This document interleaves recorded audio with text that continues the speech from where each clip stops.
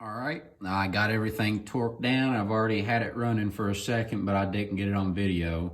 I've already got the carburetor pulled, and I'm working on pulling it apart right now and doing a bit of cleaning in it. I've got my head on, made sure that my spark plug was gapped correctly, and which it is. And I made sure the threads were clean and would thread up cleanly to it. I do not have them torqued down. As you can see, that one came loose with my fingers. So, next step, I'm gonna go ahead and put the cylinder or the jug bolts on, make sure that my gasket is compressed correctly, and then I'm gonna go ahead and start torquing everything down, and then put everything back together, put some gas there, and see if she runs. One thing that I like to do whenever I'm assembling a two-stroke, Jesus, my camera is dirtier than hell. One thing I like to do whenever I'm assembling a two-stroke bike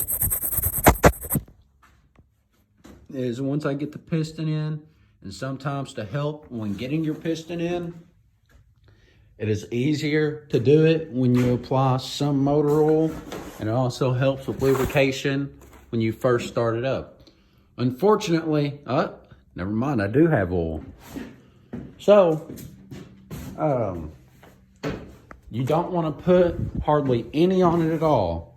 Like this, I would not use this for a motor oil for a dirt bike, especially a two-stroke.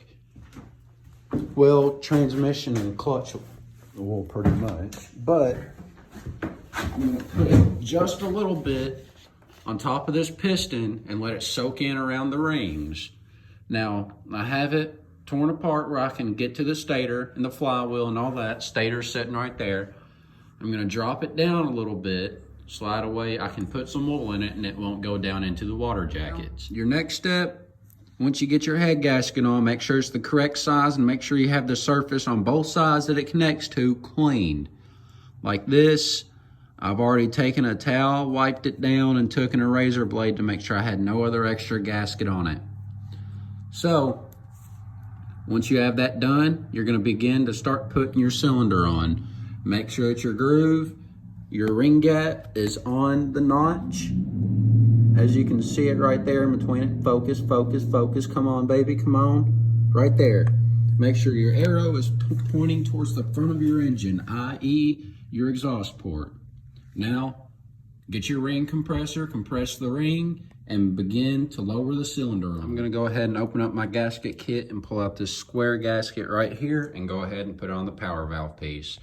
As you see, I cleaned that out as much as I could. I'm gonna go ahead and wipe it down before I put this gasket on though. I'm taking the power valve cover off. Ooh, that is dirty. That is a good thing I did. I'm gonna attempt to see about making the power valve stay wide open, which it should be connected by a mechanism or a linkage that comes up through this little square port right here up to this spring.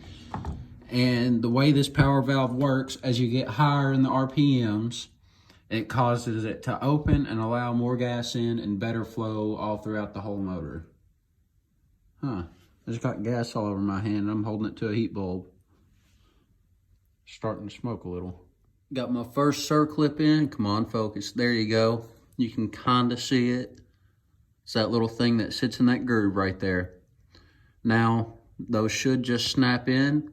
Now go to your other side and go ahead and put the other one in. That connected. Make sure your piston has good movement, but no slop. And then you're gonna wanna go ahead and put your circlips in. What I'm doing next, I'm gonna put the piston on the rod with the wrist pin and the circlips. Then I'm gonna begin by sliding the cylinder over top of that. Another thing that you're always gonna wanna remember to do when you have a cylinder honed or bored, your motor shop might do it, but I wouldn't, hold them to it.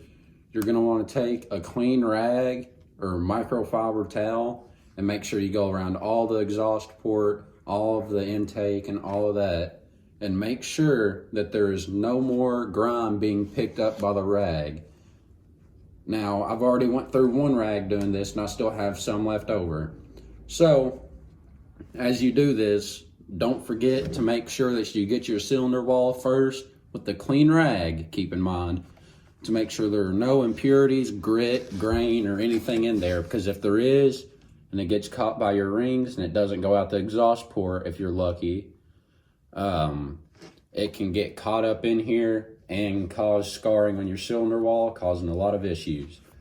Now, if you're me, you don't want that, because that can be a pain in the ass and you'll have to pull it all back apart again and redo it. With that being said, let's go ahead and throw it together. Oh, and another thing, there is a little spot on here that's marked with 2 grooves, or a groove on the top. This is where your ring gap is supposed to be.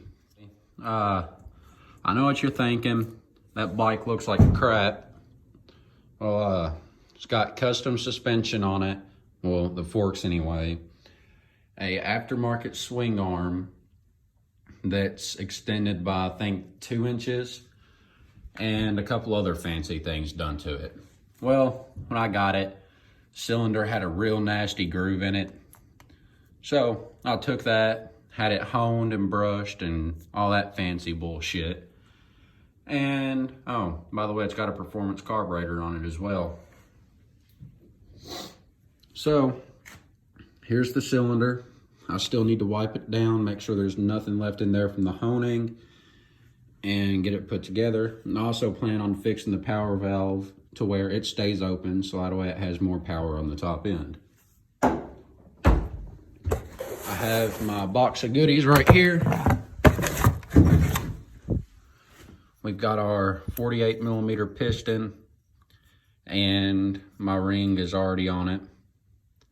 The cylinder is 48.04 millimeters, which with the 48mm piston, that gives us a 0.04 millimeter gap between the piston and the cylinder wall. And according to WISE code, that is a good gap. Now, first things first, once you get your bike taken apart, something you may be wondering is, why does it have this little arrow on it? Well, that arrow is to be pointed towards the front of the engine, the exhaust side on a 2-stroke.